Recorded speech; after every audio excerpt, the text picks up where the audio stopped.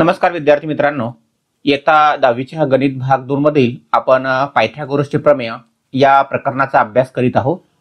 मागच्या व्हिडिओमध्ये आपण सराव संच 2.1 मधील उदाहरण क्रमांक 1 पासून तर 5 पर्यंत समजावून घेतलेली आहे। याच उदाहरण संग्रहामधील जी उर्वरित उदाहरणे आहे, उदाहरण क्रमांक 6 ते उदाहरण क्रमांक 10 हे आपण आजच्या या व्हिडिओच्या अंतर्गत समजून घेणार आहोत। आता आज आपल्याला सराव संच 2.1 मधील पुढील उदाहरण क्रमांक आहे 6। या उदाहरणामध्ये तुम्हाला एक चौरस दिलेला आहे आणि त्या चौरसाच्या कर्णाची लांबी तुम्हाला दिलेली आहे त्या ठिकाणी 10 सेंटीमीटर। आता या ठिकाणी आपल्याला हा जो चौरस आहे, हा चौरस आपण आता पहिल्यांदा काढूया। हा ABCD अशा पद्धतीचा चौरस आहे। प्रत्येक कोन हा काटकोन असतो, त्यापैकी आपण हा कोन C काटकोन घेतलेला आहे। उर्वरित कोन सुद्धा या ठिकाणी काटकोन आहेतच। या ठिकाणी हा A कोन सुद्धा या ठिकाणी काटकोन असेल, B कोन सुद्धा या ठिकाणी काटकोन असेल, कारण चौरसाचे चारही कोन काटकोन असतात। या गुणधर्मानुसार चारही कोन काटकोन असतील। आता या चौरसाच्या कर्णाची लांबी तुम्हाला दिलेली आहे 10 सेंटीमीटर आणि आपल्याला त्यांनी सांगितलंय की बाजू काढा, की या चौरसाच्या ज्या बाजू आहेत तर या बाजूला आपण x सेंटीमीटर मानूया आणि या बाजूला सुद्धा आपण x सेंटीमीटर मानूया, की चौरसाच्या बाजू x सेमी मानू। मग या ठिकाणी म्हणूया की BD ची लांबी आणि त्याचप्रमाणे या ठिकाणी CD ची लांबी बरोबर या ठिकाणी x मानू। मग आता ही x मानल्यानंतर आता काटकोन त्रिकोण BDC चा विचार आपण करूया। पायथागोरसचं प्रमेय त्या ठिकाणी आपण वापरूया। या ठिकाणी आपल्याला म्हणता येईल की काटकोन त्रिकोण BDC मध्ये आपल्याला पायथागोरसचं प्रमेय वापरता येईल। मग यामध्ये आपल्याला पायथागोरसच्या प्रमेयानुसार एक विधान करता येईल या ठिकाणी की BC चा वर्ग बरोबर BD चा वर्ग अधिक CD चा वर्ग। आता या ठिकाणी आपण किमती ठेवूया। BC ची किंमत तुम्हाला 10 दिलेली आहे, 10 कंसाचा वर्ग करूया त्याला। BD ची किंमत आपण x मानली आहे, म्हणजे x चा वर्ग होईल, अधिक CD ची किंमत सुद्धा x मानली आहे, ती सुद्धा ठेवूया, x वर्ग होईल। म्हणजे या ठिकाणी 10 चा वर्ग 100 बरोबर x वर्ग अधिक x वर्ग मिळून झाले या ठिकाणी 2x चा वर्ग। आता हे जे 2 आहे ते पक्षांतरित करूया। 100 भागिले 2 बरोबर x चा वर्ग। अशा पद्धतीने आपल्याला एक पुढची पायरी मिळेल। याला भाग घालवा, 100 भागिले 2 म्हणजे 50 होतील, 50 बरोबर x चा वर्ग। म्हणजे थोडक्यामध्ये आता हे 50 चे असे अवयव पाडायचे आहेत की जेणेकरून एका अवयवाचं वर्गमूळ निघालं पाहिजे, कारण x बरोबर आपल्याला अशा पद्धतीने पायरी मिळेल वर्गमूळामध्ये 50। आता याला आपण सोप्या रूपामध्ये मांडूया। 50 चे 2 अवयव आपल्याला या ठिकाणी घ्यायचे आहेत की जेणेकरून एका अवयवाचं वर्गमूळ निघालं पाहिजे, तर ते अवयव आहे 25 गुणिले 2। आता या ठिकाणी 25 चं वर्गमूळ निघेल, 25 चं वर्गमूळ 5 निघेल, म्हणजे तुम्हाला x ची लांबी जी आहे, x ची लांबी मिळेल 5 वर्गमूळामध्ये 2 सेमी। म्हणजे या ठिकाणी आता जी लांबी आपल्याला मांडलेली आहे आपण, म्हणजे जी लांबी सांगितली आहे, म्हणून बाजूची लांबी बरोबर किंवा बाजू आपल्याला या ठिकाणी म्हणता येईल बाजूची लांबी, बाजू बरोबर या ठिकाणी 5 वर्गमूळामध्ये 2 सेंटीमीटर एककासह या ठिकाणी आपण ती मांडलेली आहे। म्हणजे पहिला प्रश्न आपण या ठिकाणी सोडवलेला आहे की बाजूची लांबी काढा, तर बाजूची लांबी आपल्याला या प्रकारे सुद्धा काढता येऊ शकते। आता आपल्याला परिमिती सांगितलेली आहे की चौरसाची परिमिती बरोबर आपल्याला सूत्र या ठिकाणी माहिती पाहिजे। चौरसाची परिमिती सूत्र फार सोपं आहे। चौरसाचं क्षेत्रफळ आणि परिमितीचं सूत्र आपण चांगल्या पद्धतीने पाठ करून ठेवा। चौरसाची परिमिती बरोबर 4 गुणिले बाजू अशा प्रकारचं ते सूत्र आहे। आणि चौरसाचं क्षेत्रफळ जर विचारलं असेल तर लक्षात ठेवा, चौरसाचं क्षेत्रफळ बरोबर बाजूचा वर्ग। हे 2 सूत्र आपल्याला वारंवार लागत असतात। आता आपण या ठिकाणी परिमिती काढण्यासाठी बाजूची लांबी ठेवूया, 4 सूत्रातले लिहिले आपण, आणि बाजूची लांबी आपण काढली होती 5 वर्गमूळामध्ये 2 सेमी, ती किंमत ठेवली। आता या 4 आणि या 5 चा गुणाकार होणार आहे 20 आणि हे वर्गमूळात 2। आणि चौरसाची जी परिमिती आहे, परिमितीचं एकक सुद्धा या ठिकाणी असते सेंटीमीटर, म्हणून त्या चौरसाची परिमिती बरोबर, म्हणजे बाजू आपण या ठिकाणी लिहिलेली आहे अगोदरच, म्हणून परिमिती बरोबर या दिलेल्या चौरसाची परिमिती आपण या ठिकाणी शोधलेली आहे। परिमिती 20 वर्गमूळामध्ये 2 सेमी आहे। अशा प्रकारे आपल्याला हे उदाहरण सोडून घेता येईल। हे उदाहरण आपल्याला एक वेगळ्या पद्धतीने सुद्धा सोडवता येते। वेगळ्या पद्धतीने सोडवण्यासाठी मात्र आपल्याला या ठिकाणी एक सूत्र माहिती पाहिजे की चौरसाचा कर्ण दिला असेल तर बाजू कशी काढतात। जर ते सूत्र तुम्हाला आठवलं नाही तर आपण हे पायथागोरसच्या प्रमेयानुसार या प्रकारे करायचं आहे। पण समजा सूत्र जर आपल्याला आठवलं ते सूत्र मी तुम्हाला या ठिकाणी सांगतो. सूत्र काळजीपूर्वक लक्षामध्ये घ्या की ज्या वेळेस तुम्हाला बाजू दिलेली असेल आणि कर्ण काढायचा असेल किंवा कर्ण दिला असेल आणि बाजू काढायची असेल तर लक्षामध्ये घ्या की चौरसाचा कर्ण बरोबर, हे सूत्र लक्षात ठेवा आपण, चौरसाचा कर्ण बरोबर वर्गमुळात 2 गुणिले बाजू, अशा पद्धतीने आपल्याला करता येते या ठिकाणी. आणि जर आपल्याला चौरसाची बाजू काढायची असेल, आता या उदाहरणाचं आपण या ठिकाणी हे सूत्र सुद्धा वापरू शकतो की चौरसाची बाजू बरोबर, सूत्र आपण लक्षामध्ये ठेवायचं, फक्त हा वर्गमुळात 2चं पक्षांतर करायचं आहे. म्हणजे या ठिकाणी काय करायचं आहे आपण, कर्ण छेदस्थानी वर्गमुळामध्ये 2, अशा प्रकारे सुद्धा आपल्याला या ठिकाणी हे सूत्र वापरता येते. हे सूत्र कशावरून तयार झालेलं आहे, तर आपण जो एक 45 45 90चा गुणधर्म बघितला होता, त्या गुणधर्मावरून हे सूत्र तयार झालेलं आहे. हे दोन्ही सूत्र म्हणजे आपल्याला जर कर्ण काढायचं असेल तर बाजूला वर्गमुळात 2 ने गुणायचं आहे, आणि जर आपल्याला कर्ण दिला आहे आणि बाजू काढायची असेल तर कर्णाला वर्गमुळात 2 ने भागायचं आहे. आता या मागच्या उदाहरणामध्ये तुम्हाला कर्णाची लांबी दिली होती 10, कर्ण बरोबर दिला होता या ठिकाणी 10, तर आता आपल्याला या ठिकाणी याच्यावरून बाजू काढायची होती. म्हणजे आता आपण हे जे दुसरं सूत्र आहे ते सूत्र वापरूया की चौरसाची बाजू बरोबर, चौरसाची बाजू, सूत्र जर आपलं या ठिकाणी पाठ असेल तर आपल्याला या सूत्राचा वापर करून उदाहरण सोडवता येईल की कर्ण आहे 10, छेदस्थानी वर्गमुळामध्ये 2. आता याला थोडंसं सोपं रूप देता आलं पाहिजे तुम्हाला. सोपं रूप देता येणे हा थोडासा महत्वाचा भाग आहे. त्या 10चे मी अवयव पाडणार आहे 5 गुणिले 2 छेदस्थानी वर्गमुळात 2. आता हा जो वर्गमुळात 2 आहे, या वर्गमुळात 2चे पुन्हा अवयव पडतात. कसे पडतात ते बघूया. 5 गुणिले मी या वर्गमुळात 2ला मी या वर्गमुळात 2 गुणिले वर्गमुळात 2 अशा पद्धतीने अवयवाच्या स्वरूपात लिहू शकतो. कारण छेदस्थानी वर्गमुळात 2 आहे, मला भाग घालवायचा आहे म्हणून मी अशा पद्धतीने याचे अवयव पाडून घेतलेले आहेत. आणि हा वर्गमुळात 2 जसा आहे तसाच. आता हा वर्गमुळातला 2 आणि हा वर्गमुळातला 2 एकमेकांशी भाग गेले, तर आता या ठिकाणी फक्त शिल्लक राहिले 5 वर्गमुळामध्ये 2. म्हणजेच त्या चौरसाची बाजू जी आहे, त्या चौरसाची बाजू आली 5 वर्गमुळात 2 सेंटीमीटर. म्हणजे आपल्याला हे जर सूत्र माहिती असेल, थोडक्यात त्याला आपण सूत्र म्हणूया, हे सूत्र जर माहिती असेल तर आपण या पद्धतीने सुद्धा जे अगोदरचं उदाहरण आहे ते आपल्याला सोडवता येईल. परिमितीचं सूत्र वापरून आपल्याला परिमिती काढता येईल. अशा पद्धतीने विद्यार्थी मित्रांनो आपल्याला वेगवेगळ्या प्रकारे उदाहरणे सोडवता येतात. या ठिकाणी आता आपण पुढील उदाहरण बघूया. उदाहरण क्रमांक 7. उदाहरण क्रमांक 7 आपल्याला असं दिसत आहे की या आकृतीमध्ये हा जो कोन आहे DEF कोन हा 90 अंशाचा आहे आणि हा FG याच्यावर लंब काढलेला आहे या रेख ED वर. त्याच्यानंतर काही लांबी तुम्हाला दिलेली आहे. GD लांबी 12 दिलेली आहे, FG ची लांबी GD ची लांबी 8 दिलेली आहे, FG ची लांबी 12 दिलेली आहे आणि आपल्याला या ठिकाणी काही बाजूंची लांबी शोधायची आहे. म्हणजे पहिल्यांदा या ठिकाणी आपण EG ची लांबी शोधूया, त्याच्यानंतर FD ची लांबी शोधूया, त्याच्यानंतर EF ची लांबी शोधूया.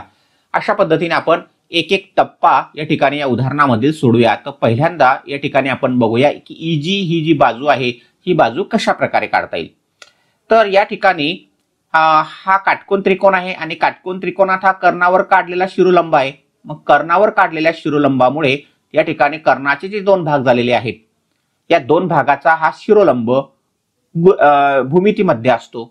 मग हे प्रमेय आपल्याला वापरावं लागणार आहे भूमितीमध्याच्या प्रमेयानुसार. म्हणजे या ठिकाणी आपण पहिला जो भाग आहे त्या पहिल्या भागामध्ये म्हणूया की भूमितीमध्याच्या प्रमेयानुसार.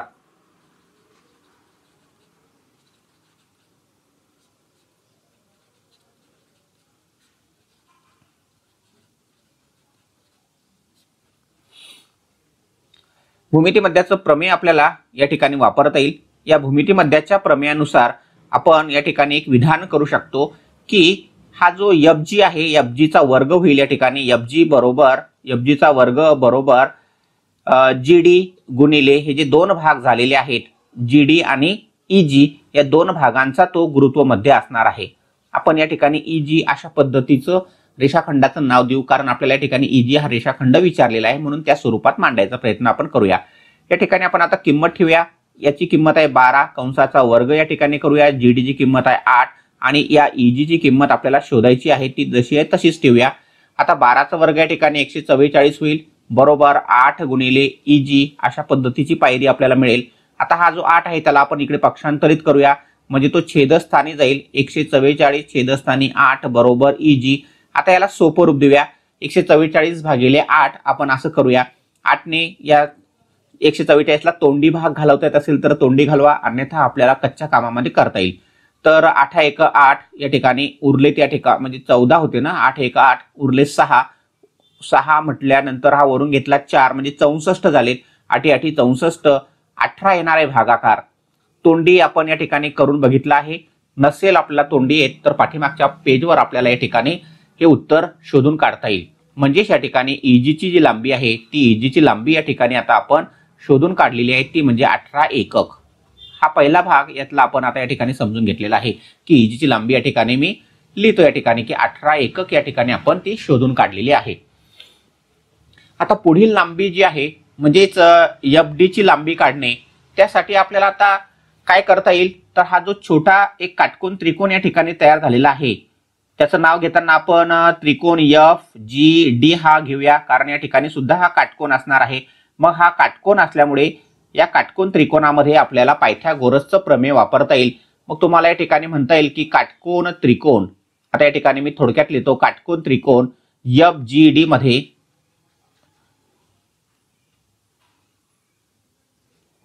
यामध्ये आपल्याला या ठिकाणी पायथागोरसचं प्रमेय वापरता येईल.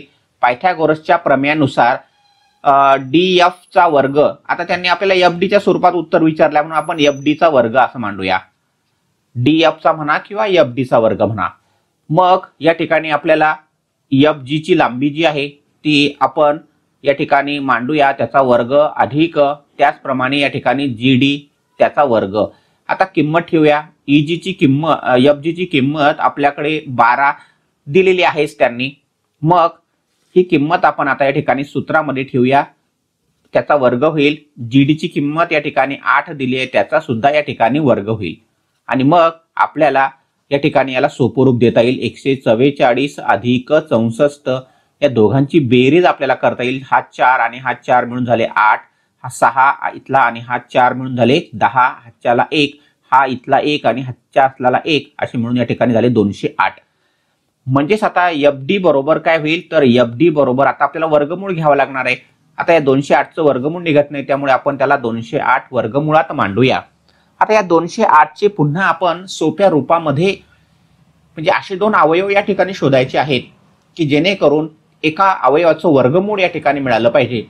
आता या ठिकाणी आपण या 208 चे अवयव आपण कच्च्या कामामध्ये जर करून घेतले तर त्या 208 चे अवयव पडतात या ठिकाणी 208 बरोबर, म्हणजे आपल्याला सोपं रूप देण्यासाठी आपण या ठिकाणी या 208 ला असं मांडूया की जेणेकरून एका अवयवाचं वर्गमूळ निघालं पाहिजे. मग ते आहे या ठिकाणी 16 गुणिले 13. 16 ने भाग जातो, 16 1 16 बरोबर आहे की नाही, आणि उरले 4, 16 त्रिक 48.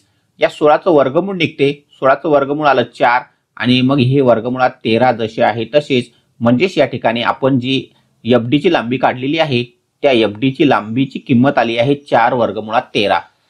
आपण इथपर्यंत सोडवलं तरी चालेल, फक्त जेव्हा टॉपचा पेपर असतो तेव्हा मात्र या ठिकाणी तुमचा हा जो पुढचा अर्धा किंवा 1 गुण असेल तो कमी होऊ शकतो.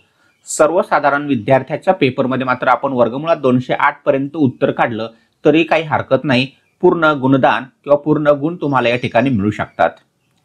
आता त्याचप्रमाणे विद्यार्थी मित्रांनो आपण EF ची लांबी काढूया. मग EF ची लांबी काढण्यासाठी आपल्याकडे हा जो EGF त्रिकोण आहे हा काटकोन त्रिकोण आहे. या काटकोन त्रिकोणामध्ये पायथागोरसचं प्रमेय वापरायचं आहे.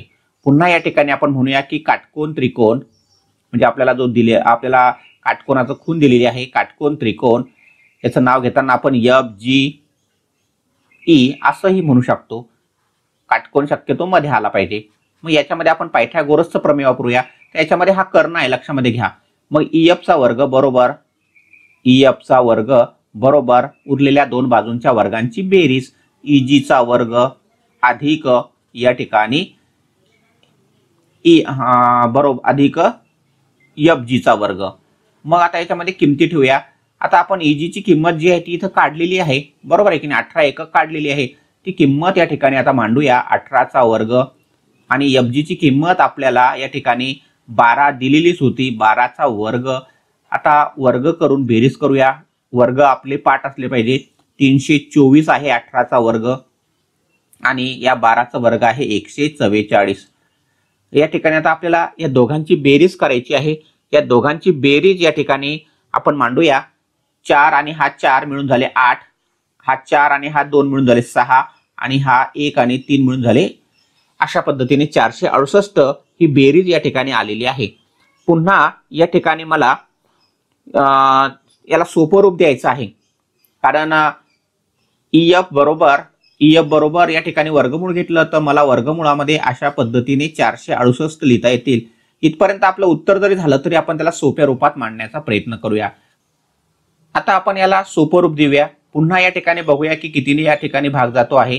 तर एक अवयव असा आपण शोधायचा आहे की जेणेकरून त्याला भाग गेला पाहिजे. आता 4 ने भाग जातो, मग इथं आपण भागाकार करूया. 4 1 4, परत 4 1 4, उरले इथून 2, 4 7 28. मग याला सोपं रूप देण्यासाठी हा जो 4 आहे त्याचं वर्गमूळ निघते या ठिकाणी 2, आणि हा वर्गमुळामध्ये 117 जसा आहे तसाच. अशा पद्धतीने आपल्याला ही EF ची लांबी शोधता येईल. अशा पद्धतीने आपण ह्या तिन्ही लांबी ज्या आहेत, पहिली लांबी आपल्याला EG विचारलेली आहे, त्याचं उत्तर आलंय 18 एकक. त्याच्यानंतर आपल्याला FD ची लांबी विचारलेली आहे, त्याचं उत्तर आलं आहे 4 वर्गमुळामध्ये 13. आपल्याला जर सोपं रूप येत नसेल तर आपण इथपर्यंत केलं तरी चालेल. आणि शेवटी आपल्याला EF ची लांबी विचारलेली आहे, ती आलेली आहे या ठिकाणी 2 वर्गमुळामध्ये 117. पुन्हा या ठिकाणी जर तुम्हाला पुढचं येत नसेल तर तुम्ही इथपर्यंत उत्तर काढलं तरी सुद्धा काही हरकत नाही. आता आपण या ठिकाणी पुढील उदाहरण बघूया की एका आयताची लांबी 35 सेंटीमीटर दिलेली आहे. जो आयत आहे त्या आयताची लांबी तुम्हाला 35 सेंटीमीटर दिलेली आहे, आणि रुंदी जी आहे ती 12 सेंटीमीटर दिलेली आहे.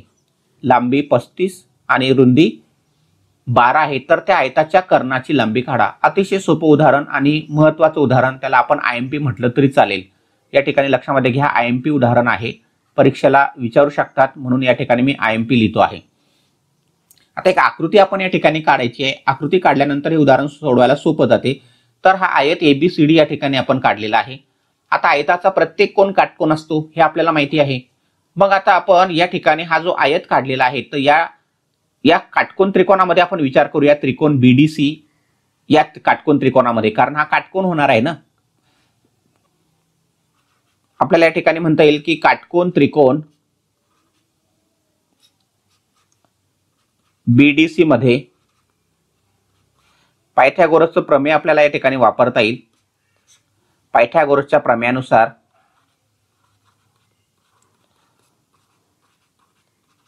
पायथागोरसच्या प्रमेयाचा वापर आपल्याला या ठिकाणी वारंवार करावा लागतो या ठिकाणी, कारण नावच आहे प्रकरणाचं पायथागोरसची प्रमेय. त्यामुळे आपण हे चांगलं समजून घ्यायचं आहे की कर्ण वर्ग बरोबर एक बाजूचा वर्ग अधिक दुसऱ्या बाजूचा वर्ग.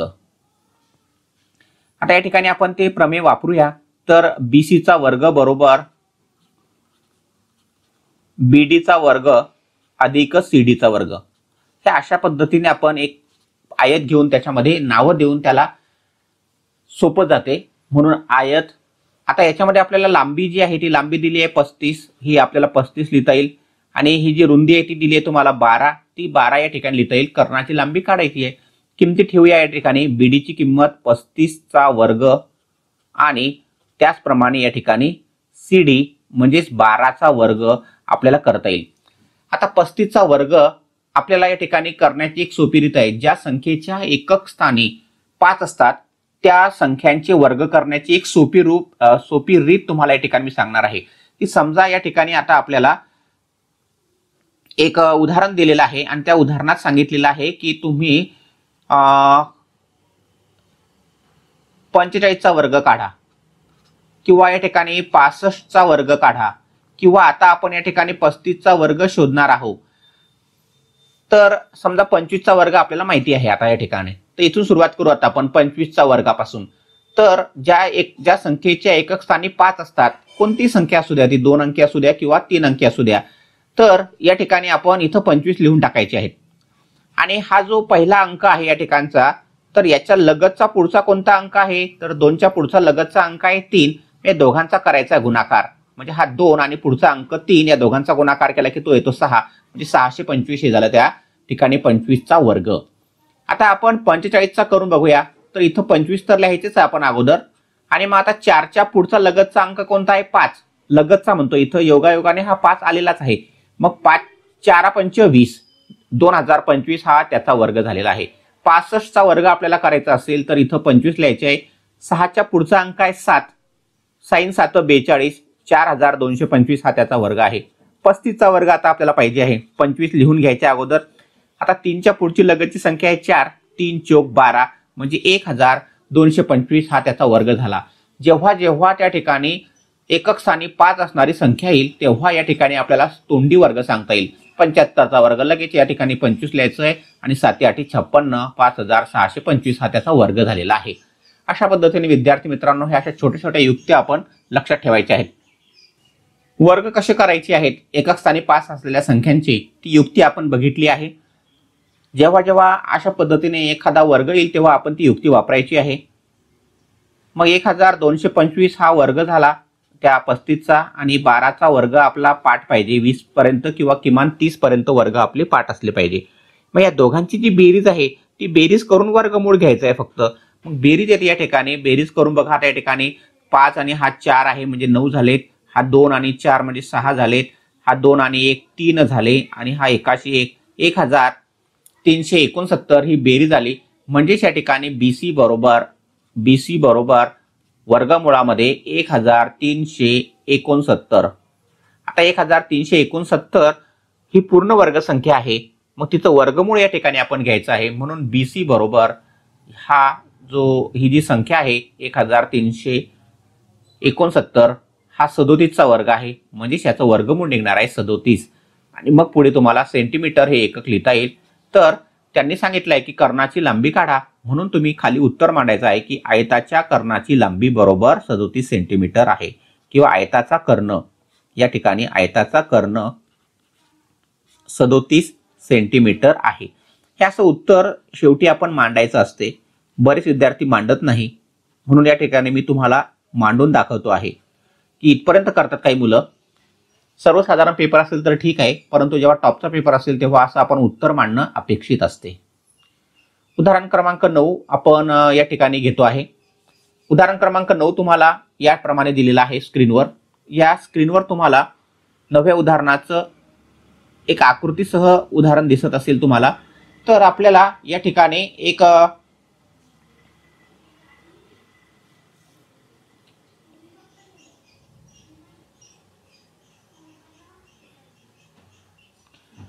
उदाहरण क्रमांक 9 आपल्या पुढे असं दिसत आहे की हा जो यम आहे बिंदू यम हा बाजू क्यूआरचा मध्यबिंदू आहे.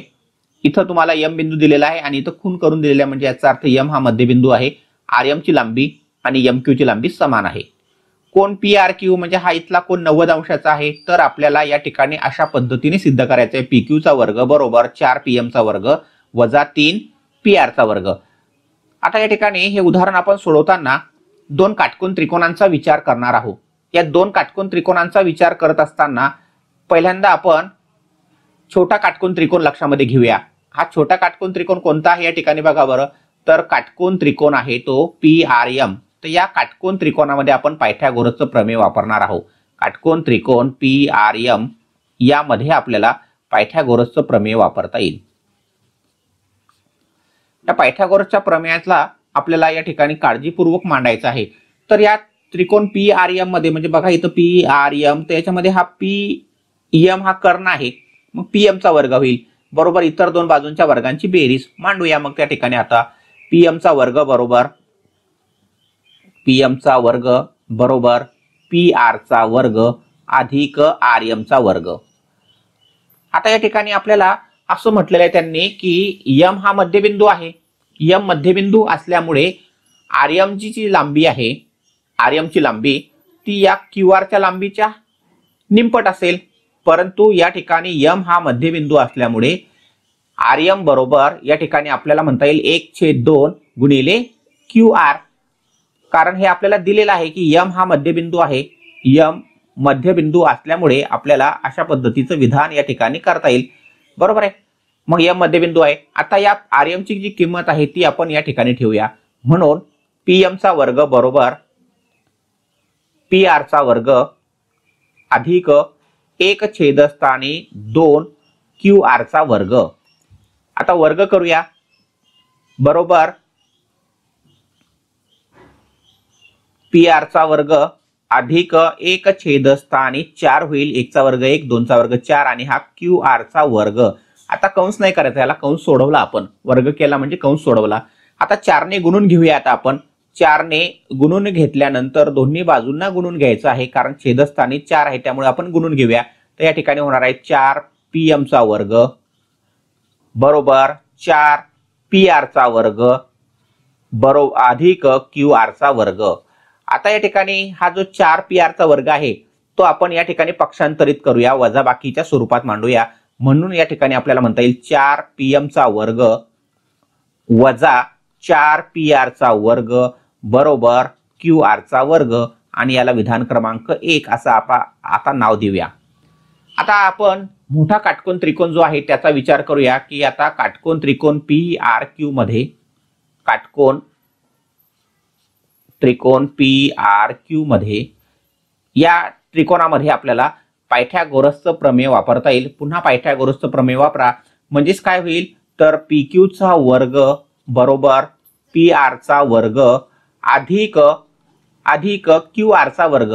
RQ म्हटलं तरी चालेल, QR म्हणा या ठिकाणी मात्र, कारण आपल्याला या ज्या QR ची किंमत आहे ती QR ची किंमत आपण या ठिकाणी काढलेली आहे ती आपल्याला आता या ठिकाणी ठेवायची आहे. म्हणून QR चा वर्ग या ठिकाणी म्हणूया आपण, याला 2 म्हणूया. आता समीकरण 1 व 2 चा या ठिकाणी आपण विचार जर केला समीकरण 1 व 2 वरून, म्हणजेच काय करावं लागेल आपल्याला आता या ठिकाणी तर या QR ची जी किंमत आहे ही आपल्या समीकरण नंबर 1 मध्ये आहे. या समीकरण 1 मधली जी किंमत आहे 4pm चा वर्ग वजा 4pr चा वर्ग ती ठेवूया या ठिकाणी. मग आपल्याला अशा पद्धतीने मिळेल PQ चा वर्ग बरोबर PR चा वर्ग अधिक, आता ही किंमत ठेवतो आपण 4pm चा वर्ग वजा 4pr चा वर्ग. हे अशा पद्धतीने आपण या QR ची जी किंमत आहे ती QR ची किंमत या ठिकाणी समीकरण 1 मधून मिळवली आहे. आता या ठिकाणी हा जो PR वर्ग आहे आणि हा 4pr वर्ग आहे तर मध्ये वजाबाकीचं चिन्ह आहे, स्वरूप पदे आहे थोडक्यात ती, त्यामुळे त्यांची वजाबाकी होऊ शकेल. मग आपल्याला पायरी मिळेल या ठिकाणी. म्हणजे आता आपलं साध्य बघा काय आहे तर PQ आपल्याला डाव्या बाजूला मिळालेला आहे, 4pm चा वर्गही आपल्याला मिळालेला आहे आणि मग आता शेवटची पायरी PR चा वर्ग वजा 3pr चा वर्ग पाहिजे. फक्त हा PR याच्यातून वजा करा म्हणजे तुम्हाला या ठिकाणी मिळेल PQ चा वर्ग बरोबर या ठिकाणी हे 4pm अगोदर लिहूया आणि त्याच्यानंतर ही वजाबाकी जी आहे वजाबाकी आपण नंतर लिहूया म्हणजे 3pr चा वर्ग हे सिद्ध झाले. हे अशा पद्धतीने आपल्याला उदाहरण दाखवता येईल. म्हणजे काय केलं आता या ठिकाणी आपण पहिल्यांदा हा 1 नंबरचा जो त्रिकोण आहे छोटा त्रिकोण हा लक्षामध्ये घेतला आपण. या ठिकाणी हा जो छोटा त्रिकोण आहे त्याच्यामधून आपण QR ची किंमत शोधली आहे, QR च्या वर्गाची ती किंमत इथं 1 नंबर नाव दिलं. त्याच्यानंतर हा मोठा त्रिकोण लक्षामध्ये घेतला, त्याच्यामध्ये पायथागोरसचं प्रमेय वापरलं, QR ची किंमत आपण 1 मधून घेतली आणि मग सोपं रूप दिलं की तुम्हाला अशा पद्धतीने हे सिद्ध करता येईल. हे सिद्ध झाले अशा पद्धतीने आपल्याला म्हणता येईल. दाखवा किंवा सिद्ध करा अशा पद्धतीने आपल्याला उदाहरणं विचारत असतात तर आपण अशा पद्धतीने म्हणू शकतो. शेवटचं उदाहरण या प्रकरणामधलं आपण घेऊया. महत्वाचं उदाहरण आहे, परीक्षेला विचारतात. रस्त्याच्या दुतर्फा असलेल्या इमारतीच्या भिंती एकमेकींना समांतर आहे. रस्त्याच्या दुतर्फा म्हणजे दोन्ही बाजूला असलेल्या इमारती त्यांच्या भिंती एकमेकींना समांतर असतातच. त्याच्यानंतर 5.8 मीटर लांबीची एक शिडी आहे, 5.8 मीटर लांबीची शिडी. तर त्या शिडीचं एक टोक रस्त्यावर ठेवलेलं आहे. ठेवले असता तिचे वरचे टोक पहिल्या इमारतीच्या 4 मीटर उंच असलेल्या खिडकीपर्यंत पोहोचते किंवा टेकते. आता त्याच ठिकाणी शिडी ठेवून रस्त्याच्या दुसऱ्या बाजूला वळविल्यास तिचे वरचे टोक दुसऱ्या इमारतीच्या 4.2 मीटर उंच असलेल्या खिडकीपर्यंत पोहोचते. तर रस्त्याची रुंदी काढा. अशा प्रकारचा हे एक शाब्दिक उदाहरण आपल्याला दिलेलं आहे. आता अशा प्रकारची उदाहरणं सोडवताना आपल्याला पहिल्यांदा आकृती काढावी लागेल. आकृती आपण काढूया की अशा पद्धतीने ह्या 2 इमारती आहे. पहिली इमारतीला आपण A आणि इथं आपण नाव देऊया. म्हणजे इमारतीचं नाव देताना आपल्याला या ठिकाणी म्हणता येईल ही पहिली जी इमारत आहे ही AB इमारत आहे, AB इमारत. या AB इमारतीमध्ये B हा पाया आहे. आता ही जी इमारत आहे या इमारतीची खिडकी या ठिकाणी आहे, पहिल्या इमारतीची खिडकी. इमारत असेल, झाड असेल, खांब असेल तर हा जमिनीला नेहमी लंब असतो, लक्षामध्ये घ्या. त्याच्यानंतर दुसरी जी इमारत आहे त्या दुसऱ्या इमारतीला आपण CD असं नाव देऊया. डी हा त्या इमारतीचा पाया आहे आणि त्या दुसऱ्या इमारतीची खिडकी या ठिकाणी अशा पद्धतीची आहे. ओके, आता बी पासून तर डी पर्यंत म्हणजे हे झालं रस्त्याची रुंदी. हा रस्ता या ठिकाणी रस्त्याची रुंदी. अशा पद्धतीने आपल्याला ही आकृती आपल्याला समजेल. आता ही जी सीडी आहे तिची लांबी तर तुम्हाला दिलेली आहे 5.8 मीटर. मग ही 5.8 मीटर आपण या ठिकाणी मांडूया. ही सुद्धा सीडी आहे, लक्षामध्ये घ्या, म्हणून हिची सुद्धा लांबी या ठिकाणी 5.8 मीटर आहे. म्हणजे सीडी फक्त काय केलेली आहे, या बाजूची सीडी इथं टोक जे आहे तिचं खालचं टोक नाही बदललं त्यांनी, खालचं टोक जसं आहे तसंच, फक्त वरचं टोक जेव्हा दुसऱ्या इमारतीला टेकवलं तेव्हा काय झालं बघूया. तर पहिल्या इमारतीला या ठिकाणी काय झालेलं आहे तर 4 मीटर उंची, म्हणजे ही जी खिडकी आहे या ठिकाणी, म्हणजे हा जो पाया आहे या पायापासून तर खिडकीची जी उंची आहे ती 4 मीटर आहे. आणि शिडीचं खालचं टोक न बदलवता दुसऱ्या इमारतीला लावलं तेव्हा त्या ठिकाणी शिडीच्या दुसरं टोक कुठं पोहोचलं तर 4.2 मीटर उंच असलेल्या खिडकीपर्यंत आलेला आहे.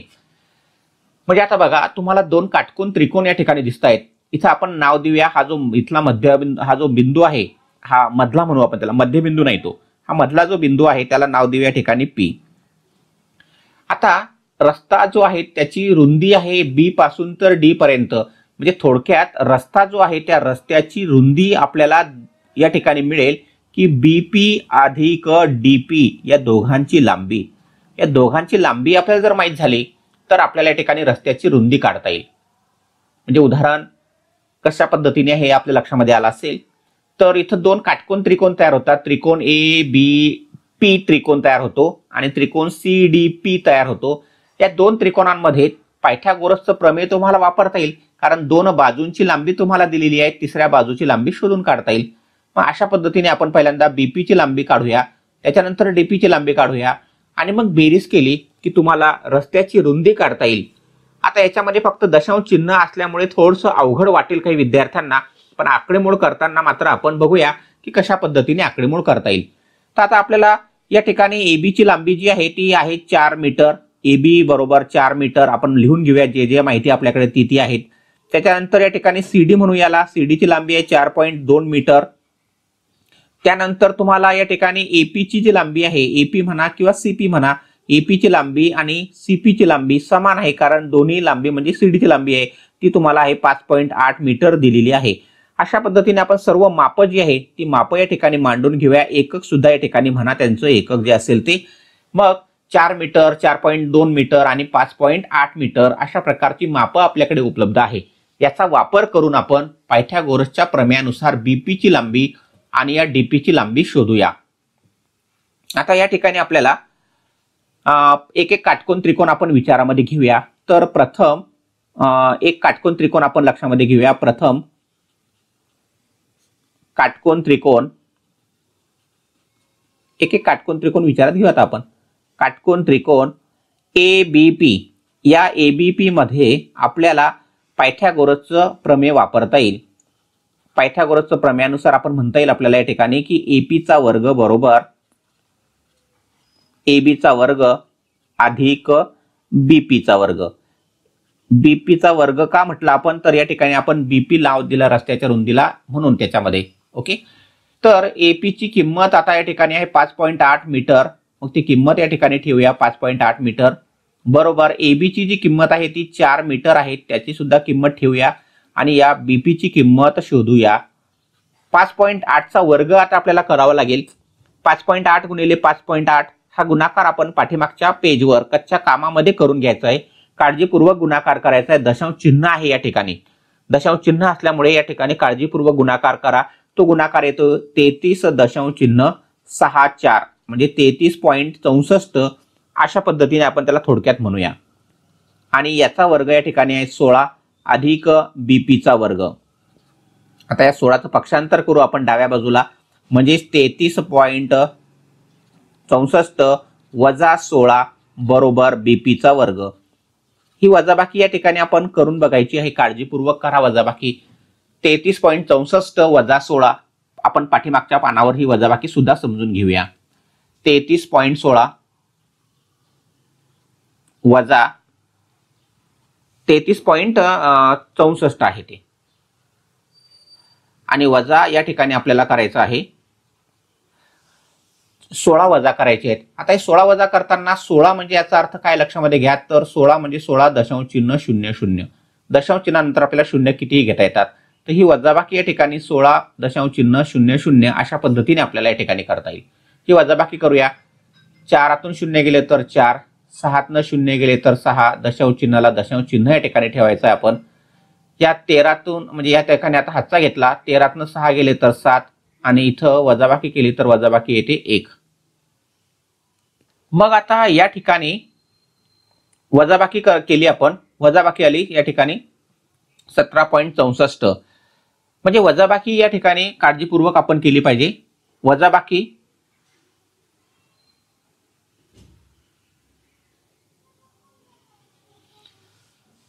या ठिकाणी ही वजाबाकी केली, ही वजाबाकी आलेली आहे आपली 17.64। 17.64। आता याचं वर्गमूळ आपल्याला या ठिकाणी घ्यायचं आहे। थोडा अपूर्णांकामध्ये असल्यामुळे काळजीपूर्वक आपण या ठिकाणी करायचं आहे। तर याचं वर्गमूळ येते या ठिकाणी, म्हणजे आता बीपी बरोबर आपण असं या ठिकाणी म्हणणार आहे, बीपी बरोबर वर्गमुळामध्ये 17.64 आणि मग बीपी ची किंमत तुम्हाला या ठिकाणी मिळेल, बीपी बरोबर याचं वर्गमूळ येते 4.2 मीटर। अवयव पद्धतीने आपल्याला वर्गमूळ काढता येईल। आता आपल्याला दुसरा जो काटकोन त्रिकोण आहे, काटकोन त्रिकोण, आता आपल्याला दुसरा काटकोन त्रिकोण विचारामध्ये घ्यायचा आहे। मग त्या ठिकाणी म्हणूया आता आपण काटकोन त्रिकोण CDP या त्रिकोणामध्ये आपल्याला पायथागोरसचं प्रमेय वापरता येईल। पुन्हा पायथागोरसचं प्रमेय या वापरूया। CP चा वर्ग बरोबर CD चा वर्ग अधिक DP चा वर्ग। DP अक्षर म्हणा, कारण आपण इथे DP असं म्हटलेलं आहे रस्त्याची रुंदीमध्ये। मग CP च्या वर्गाची किंमत या ठिकाणी आपल्याला ठेवायची आहे 5.8 कंसाचा वर्ग करूया त्या ठिकाणी, बरोबर CD ची किंमत आहे 4.2 मीटर अधिक DP चा वर्ग आपल्याला, म्हणजे DP ची किंमत शोधायची आहे। DP चा वर्ग आपण त्याचप्रमाणे ठेवायचा आहे। मग आता 5.8 चा वर्ग आपण अगोदर केलाच आहे, 33.64, तो मांडू या ठिकाणी 33.64 वजा ठीक आहे, आपण पहिल्यांदा 4.2 चा वर्ग करून घेऊया। हा जो 4.2 आहे, आता आपण हे 4.2 चं वर्गमूळ काढलाय, म्हणजे 4.2 चा वर्ग किती होणार आहे, 17.64। याचा वापर आपल्याला ठिकाणी करता आला पाहिजे, अधिक DP चा वर्ग। आता या 17.64 पक्षांतर करूया या बाजूला, 33.64 वजा 17.64 वजाबाकी करूया। वजाबाकी पुन्हा आपल्याला काळजीपूर्वक करता येईल, 0.64 आहे, 0.64 आहे, म्हणजे या ठिकाणी पॉईंट नंतर 00 येतील। आता या ठिकाणी 33 म्हणजे वजाबाकी जर आपण केली तर 33 मधून 17 गेले तर 16 येतात, म्हणजे 16.00 अशी वजाबाकी येते, म्हणजे DP चा वर्ग, म्हणजे थोडक्यामध्ये या ठिकाणी 16 फक्त राहिलेले आहेत, म्हणून DP बरोबर वर्गमुळामध्ये 16 असं म्हणता येईल। आणि DP चं वर्गमूळ काढलं तर ते येईल 4 मीटर झालं। आता आपल्याला दोन्ही माप मिळालेली आहेत। BP चं माप सांगितलं होतं, म्हणजे आपण काढायचं ठरवलं होतं आपलं, आणि या ठिकाणी DP चं माप, म्हणून आता रस्त्याची रुंदी बरोबर, रस्त्याची रुंदी आपल्याला ठिकाणी म्हणता येईल, रस्त्याची रुंदी आहे दोघांची बेरीज, कोणाकोणाची बेरीज आहे दोघांची, तर BP ची लांबी अधिक DP ची लांबी, या दोन्ही किमती आपण शोधलेल्या आहेत। पहिल्यांदा 4.2 अधिक 4 या दोघांची बेरीज केली तर दोघांची बेरीज येणार आहे 8.2 मीटर, म्हणजे रस्त्याची जी रुंदी आहे ती रस्त्याची रुंदी 8.2 मीटर आहे, असं आपल्याला या ठिकाणी उत्तर म्हणता येईल। शेवटी आपण म्हणा की रस्त्याची रुंदी या ठिकाणी 8.2 मीटर आहे, रस्त्याची रुंदी, हे उत्तर आपण या ठिकाणी असं मांडू शकतो। जे उत्तर आपल्याला विचारलेलं आहे त्या स्वरूपात आपण ते शक्यतोवर मांडावं। अशा पद्धतीने विद्यार्थी मित्रांनो, आपण आजच्या या व्हिडिओमध्ये सराव संच 2.1 मधील उर्वरित उदाहरणांचा अभ्यास केलेला आहे। या उदाहरणांचा चांगला सराव केल्यास तुम्हाला परीक्षेमध्ये ही उदाहरणं सहजतेने सोडवता येतील। Thank you for watching, keep watching, keep learning. धन्यवाद।